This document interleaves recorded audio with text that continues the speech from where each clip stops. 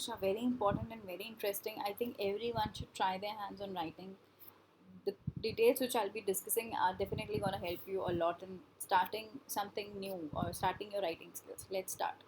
What I'll be covering here is how to write a paragraph, how to develop the paragraph, what sort of writing compositions are there, what is one of them is expository composition, so I'll talk about it also, and what are note takings and writing reports.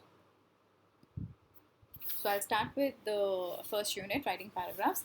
Of course, we all know what are paragraphs. They are about 3 to 4 lines which we write, but they need to be organized and coherent. Means that they should be clear and logical.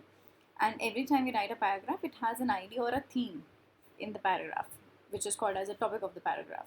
So when we are talking about the topic of the paragraph, definitely we have a theme. So there has to be a topic sentence. एक topic sentence होना चाहिए जिसको आप introduce करते हो paragraph में. वो आप बिगिनिंग में भी कर सकते हो, मिडल में भी कर सकते हो और एंड ऑफ द पैराग्राफ भी कर सकते हो. एंड अगर आप स्टार्टिंग ऑफ द पैराग्राफ में ही आप अगर इंट्रोड्यूस कर देते हो तो it will be easier for the reader to connect with the paragraph. Now what is the development of paragraph? A paragraph is develop when it describes, explains and supports the topic. आप जब एक paragraph develop करते हो तो that means उसके बारे में आप जो टॉपिक सेंटेंस है आपका, आप उसको डिस्क्राइब करो, अच्छे से एक्सप्लेन करो. कुछ सपोर्ट के लिए आपके पास है तो उसको भी मेंशन करो. आपकी 2 से 3 लाइन, 4 लाइन, 5 लाइन इसी में ही ख़त्म हो जाएंगी. So you'll develop a paragraph. जब आपका पैराग्राफ चेंज होता है तो आपके थॉट्स भी चेंज होते हैं. आप सेम बात नहीं करो नेक्स्ट पैराग्राफ में, आपका आइडिया चेंज हो जाना चाहिए, आपका थॉट चेंज हो जाना चाहिए. You are discussing something related, ऐसा नहीं ऑल टुगेदर कुछ और ही बात कर रहे हो. जिसके बारे में आप बात कर रहे हो, जो आपका टॉपिक है उसी के बारे में, लेकिन आइडिया कुछ और, थॉट कुछ और. And it should be a logical connection. दोनों के बीच में कुछ लॉजिकल कनेक्शन होना चाहिए. Paragraph development can be done in number of ways. Let's see what are the ways. First is illustration, then is description, definition, cause and effect, comparison and contrast. Let's go ahead and read about them in detail. Illustrations क्या है? Illustrations are basically जब आप examples देते हो अपने paragraph में, आप किसी चीज़ को प्रूव करने के लिए आपको इंस्टेंस बताते हो, कोई एग्जाम्पल देते हो, तो रीडर आपको बिलीव करता है. It helps the reader to get convince with what you are saying. Descriptive is the one which requires कि आप पूरा डिटेल बता रहे हो किसी चीज़ का. फॉर एग्जांपल आप किसी से मिले हो, आप उसकी डिस्क्रिप्शन दे रहे हो. आप किसी जगह गए हो, आप उसको डिस्क्राइब कर रहे हो. किसी की हैबिट हो सकती है, कोई ऑब्जेक्ट हो सकता है. तो एक क्लियर अंडरस्टैंडिंग के लिए आप उसको डिटेल में डिस्क्राइब कर रहे हो. It could be, if you want to practice, you can start by describing the room you are sitting in. Cause is basically reasons why certain incident occurred. क्यों हुआ ये, क्या रीज़न था उसके पीछे. तो आप कोई अगर इंसिडेंट के बारे में लिख रहे हो तो आप उसके कॉज के बारे में लिखोगे कि क्यों हुआ है ये. एंड एक कॉज है या उससे ज़्यादा कॉजेज़ हैं और उनकी अरेंजमेंट कैसे, पहले क्या था बाद में क्या है.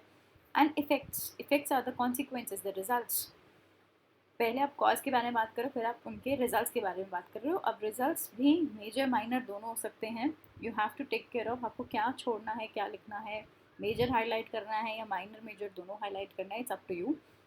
देन डेफिनेशन मीन्स जब आप कुछ पैराग्राफ में टेक्निकल चीज़ें लिख देते हो, कंसिडर दिस कि आपके रीडर्स को नहीं पता है उसके बारे में, तो आप डिटेल में उसकी डेफिनेशन लिखते हो so that the reader understands that. Comparison and contrast है बेसिकली सिमिलैरिटीज़ एंड डिफरेंसेस. एक छोटा सा वेन डायग्राम मैंने यहाँ पे एक्सप्लेनेशन के लिए रखा है, क्या चीज़ें कॉमन हैं और क्या चीज़ें डिफरेंट हैं. This also helps in writing a paragraph.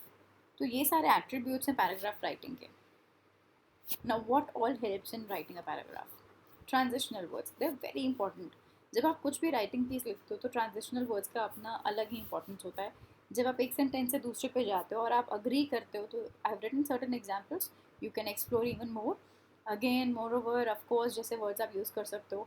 Opposition में हो तो इंस्टेड, वाइल, बट यूज़ कर सकते हो.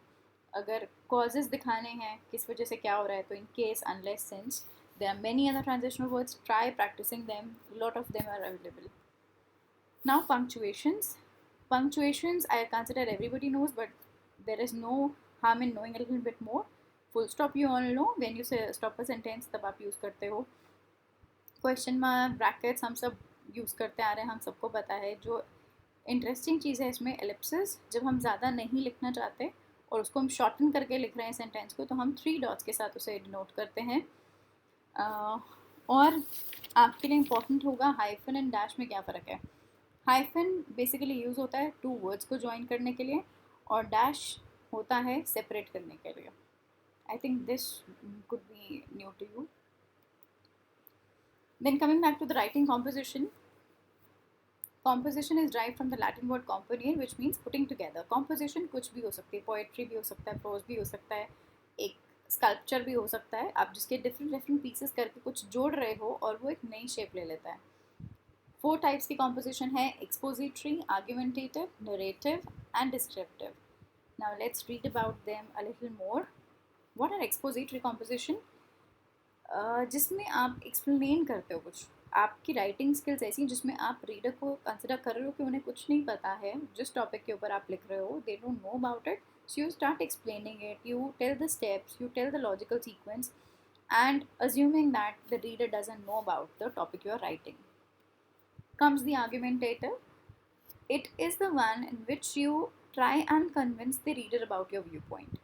कोई इशू होगा, कोई इवेंट होगा, आप उन्हें कन्विंस करते हो कि वो आपको बिलीव करें। Your writing has to be like this that you will be persuading them. आप उन्हें कन्विंस करोगे। अब कन्विंस करने के लिए वो आपके ओपिनियन को क्यों मानेंगे? क्योंकि अगर आपने उसमें मेंशन करा होगा कोई फैक्चुअल डिस्क्रिप्शन, कोई लॉजिकल चीज़ आपने मेंशन करी होगी, तो definitely reader will follow you. But इसको लिखने के लिए आपके पास उस टॉपिक का एक रिसर्च, इन डेप्थ रिसर्च होना चाहिए, अदरवाइज आपसे रीडर कन्विंस नहीं होगा। Now narrative composition is like writing a story, writing an essay. आप जो भी फेरी टेल सुनते थे, स्टोरीज सुनते थे, मूवीज़ देखते हो, एसेज लिखते हो, वो सब नरेटिव कॉम्पोजिशन में जाता है। ये ट्रू इवेंट्स पे भी हो सकता है और टोटली इमेजिनेशन में हो सकता है। It has to have a proper theme, characters, एक पॉइंट ऑफ व्यू होना चाहिए, एक विजन होना चाहिए इसमें, और एक सीक्वेंशियल फॉलोअप होना चाहिए। ऐसा नहीं कहीं से भी हाफिज़ली कुछ भी स्टार्ट कर रहे हो, एक chronological, yearly, monthly, date wise एक ऑर्डर होना चाहिए। Descriptive composition is as it says detailed composition है, जिसमें आप एक किसी भी चीज़ के बारे में बहुत डिटेल में डिस्क्राइब करते हो। वो ऑब्जेक्ट हो सकता है, place, situation, person. It should that reader should be able to sense it, मतलब इमेजिन कर ले, वो पिक्चर क्लिक कर ले अपने अंदर कि हाँ, जिसके बारे में राइटर ने लिखा है वो बिल्कुल क्लियर पिक्चर की तरह उनके सामने आ रहा है। It should illustrate in detail. Now must do before writing, आपको टॉपिक पता होना चाहिए आप किस पे लिख रहे हो, आपका टॉपिक लिमिटेड होना चाहिए, ज़्यादा डिटेल नहीं और हेवायर नहीं होना चाहिए, और जिस टॉपिक पे आप लिख रहे हो उसका पहले आप डेटा लीजिए, गैदर करिए, उसकी आउटलाइन बनाइए, and then start writing. Note taking is basically for students. वो why we take notes? We take notes because we want to take notes only for our revision so that we do not forget something, and वो हमें किसी को submit नहीं करना, वो हमारे particular personal होते हैं। तो आप एग्ज़ाम्स की तैयारी कर रहे हो या अपनी प्रेजेंटेशन के नोट बना रहे हो, तो हम नोट टेकिंग थोड़ा सा क्विकली डिस्कस करते हैं। इंपॉर्टेंट है इसमें रिडक्शन डिवाइसेस, लाइक आप सिम्बल्स यूज़ करो, सब कुछ डिटेल में लिखने की ज़रूरत नहीं है, ओनली इम्पॉर्टेंट ही पॉइंट्स आप लिखो। यूज़ सिम्बल्स, अंडरलाइन इम्पॉर्टेंट और circle them, mathematical symbols, numerical, equal sign, ये सब आप यूज़ कर सकते हो। एब्रीविएशंस यूज़ कर सकते हो, दो स्पोकन इंग्लिश में और रिटन में हम अवॉइड करते हैं एब्रीविएशंस लिखना, but you are making personal notes तो आप उसमें एब्रीविएशंस यूज़ कर सकते हो। वर्ड्स को शॉर्टन कर सकते हो, heading and sub headings, sub points बना सकते हो। Coming to the report writing, now we were discussing about essay writing kind of compositions। वो बहुत डिफरेंट है फैक्चुअल रिपोर्ट राइटिंग से। रिपोर्ट राइटिंग में सिर्फ ऑब्जेक्टिव और फैक्चुअल इन्फॉर्मेशन होगी, क्लियर होगी, शॉर्ट होगी, and it will reveal only the real events and no personal opinion without any support will be entertained here. Report की stages होती हैं, आपको क्या इन्फॉर्मेशन शेयर करना है, what the purpose of report writing is, and who will be your reader, right? And collect the relevant material before you start writing your report. Draw an outline, like it has to be an introduction, like what is the purpose of your report writing. give a detailed and organized information in the body, and by giving your recommendations and suggestions with factual support is recommended here. Stage 4 is for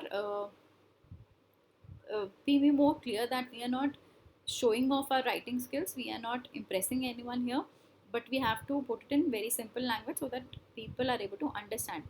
It is to communicate, it is to make the other person understand and comprehend it clearly. Confusion नहीं create करना, chaos नहीं करना, ambiguous statements नहीं लिखनी है, and जितना हो सके सेंटेंसेस को शॉर्ट रखिए, do not overload. Avoid jargons, avoid technical words, so that जो आपका मैसेज है वो इजीली अंडरस्टैंड हो जाए. Repetition makes the person, the reader getting bored. वो डिस्कनेक्ट हो जाएंगे. अगर आप बार बार एक ही वर्ड यूज़ कर रहे हो तो reader will get bored. So look for synonyms and आप सेम वर्ड रिपीट नहीं करोगे. So this is what I wanted to share with you for today. If you have any queries, doubts, you can always post in your comments. Thank you so much.